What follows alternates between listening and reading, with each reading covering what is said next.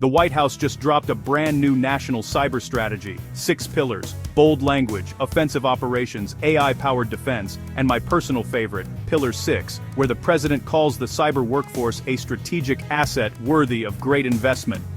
That's a direct quote. Worthy of great investment. Now, I've been in IT for over 35 years, over 2 decades in cybersecurity. I hold a bunch of certs, and I'm going to read you this strategy document, and then I'm going to tell you what actually happened in the 12 months before it was published, because somebody needs to say it out loud. I'm Rob with Infosec Fortress. Let's get into it. So, the document is called President Trump's Cyber Strategy for America, dated March 2026. It's 6 pages, and honestly, if you read the 6 pillars in isolation, if you had no memory of the last year, they sound fine. They sound like what any administration would publish. Pillar 1. Shape adversary behavior. Offensive and defensive cyber operations. Disrupt criminal networks. Work with allies. Hold adversaries accountable. Great. Everyone agrees with that. Pillar 2. Common sense. Regulation. Streamline compliance. Reduce what they call costly checklists. This is the deregulation play. We'll come back to this. Pillar 3. Modernize federal networks. Zero trust. Post-quantum cryptography. Cloud migration. AI-powered cybersecurity. Standard talking points that have been in every strategy document since at least 2015. Pillar 4. Secure critical infrastructure. Energy grid, telecom, hospitals, water, financial systems. Harden supply chains, move away from adversary vendors. Again, no argument from me on the goals. Pillar 5. Emerging tech superiority. Secure the AI stack, protect data centers, promote agentic AI for defense. Counter foreign AI platforms that, and I quote, censor, surveil, and mislead their users. Remember that line. We're coming back to it. Pillar 6. Build talent and capacity. The cyber workforce is a strategic asset. Build pipelines through academia, vocational schools, corporations, and venture capital. Eliminate roadblocks. Recruit the next generation. Sounds great on paper. Now let's talk about what actually happened.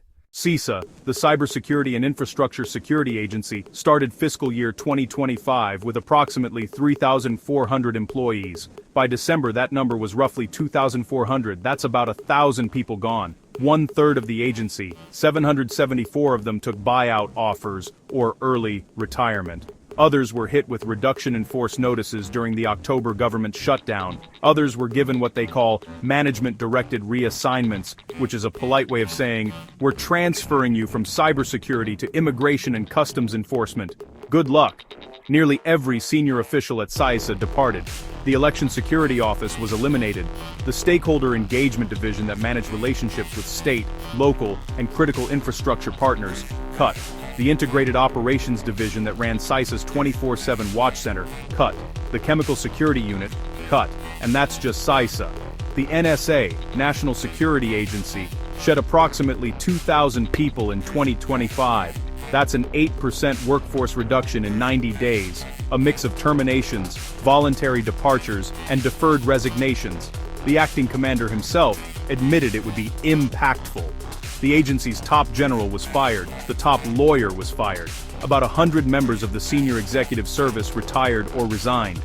FedRAMP, the program that authorizes cloud services for federal agencies, went from over 80 staff to 28. The IRS lost about 1/4 of its tech workforce. HHS cut cybersecurity contractors and CIOs. GSA's 18F digital services team was eliminated entirely. Across the entire federal government, over 317,000 employees departed in 2025. The proposed 2026 budget would cut CISA funding by nearly $500 million, making it almost impossible to refill those positions. And now, the White House publishes a strategy that calls the cyber workforce a strategic asset worthy of great investment, and talks about eliminating roadblocks to building talent. What roadblock is bigger than firing the people who already had the talent? And this connects to something that has been driving me crazy for years, long before this administration. Every conference, every vendor keynote, every workforce study. We have a 3.5 million cybersecurity workforce gap. We need more people. You hear it constantly, but look at what's actually happening. I see people in my network, 20 years in cyber, lots of certs, clearances, real operational experience, and they can't get hired. They're sending out hundreds of applications. They're getting ghosted. They're being told they're overqualified, or that the position was filled internally, or that the budget was pulled. The industry doesn't have a talent shortage, it has a hiring problem. The open positions that feed those workforce gap statistics are often entry-level SOC analyst roles paying $60K, or jobs with fantasy requirements. CISSP plus CCNA plus cloud plus scripting plus OT plus GRC, all for $90K. Or they're ghost postings that were never meant to be filled.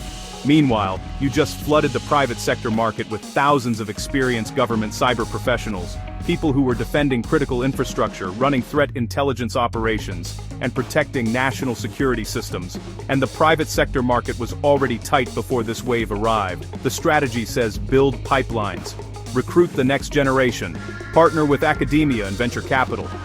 But it says nothing, absolutely nothing, about the people who were just pushed out.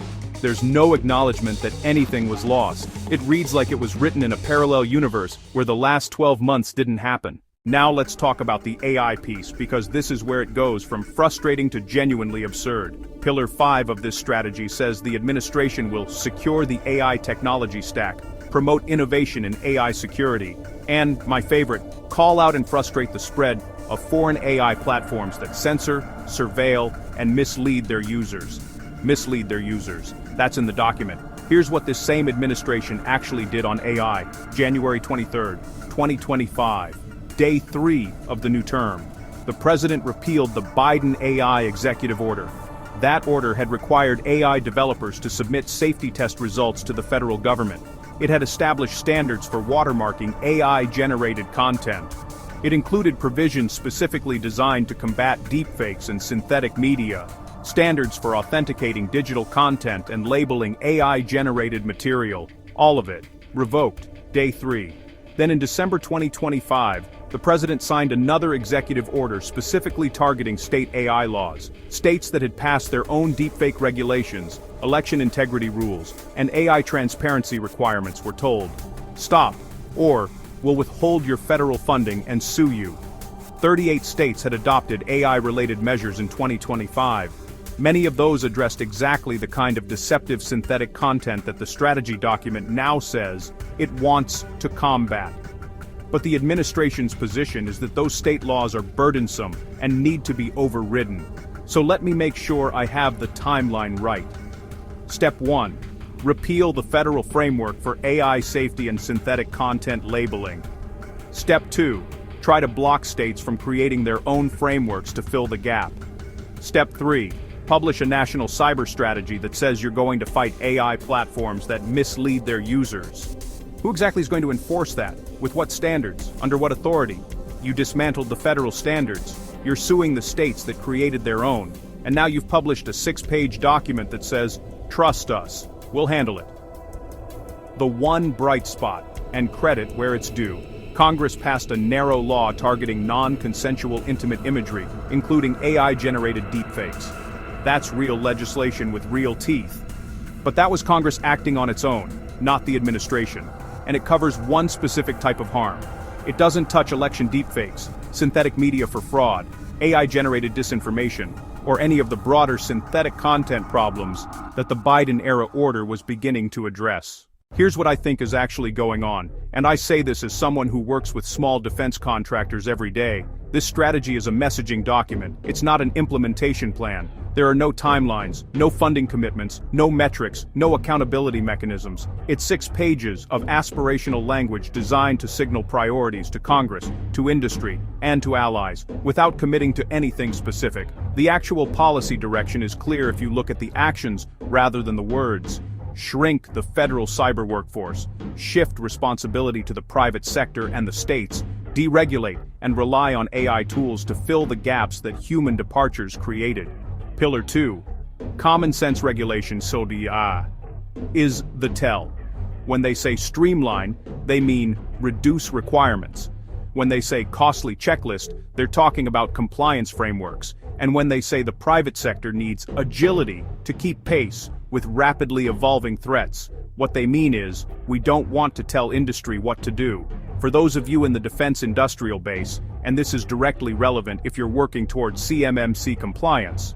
The good news is that CMMC is statutory and DoD-driven. It's somewhat insulated from this deregulation push. Pillar 4 actually reinforces the supply chain security argument. When they talk about defense critical infrastructure and adjacent vendors, that's you. That's the small machine shop with 30 employees and a CUI contract. But don't mistake a strategy document for protection. Watch the budget. Watch the rulemaking. Watch whether CISA has enough people left to actually help you when you need them. Look, I don't care which party is in office. I care about whether the people defending this country's networks and critical infrastructure have the resources, the support, and the leadership to do the job. You cannot fire a third of your primary civilian cyber defense agency, gut the NSA by 2,000 people/budgets, and then publish a strategy document that talks about great investment in the workforce with a straight face. You cannot repeal AI safety standards, sue states for trying to regulate deepfakes, and then claim you're going to fight AI platforms that mislead people. Words on paper don't stop ransomware. Words on paper don't detect a Chinese APT sitting in your water utility's SCADA network. Words on paper don't help the 20-year cyber veteran who got RIF during a government shutdown and is now competing with 5,000 other experienced professionals for a market that was already saturated. If this strategy upsets you, Good. It should upset you. Because the gap between what this document says and what this administration has actually done is not a policy disagreement. It's a credibility problem. And in cybersecurity, credibility is everything. I'm Rob with Infosec Fortress. If you're a small defense contractor trying to navigate CMMC, or you just want someone who tells it straight about what's happening in cybersecurity, subscribe, hit the bell, and share this video because apparently somebody needs to say the quiet part out loud. I'll see you in the next one.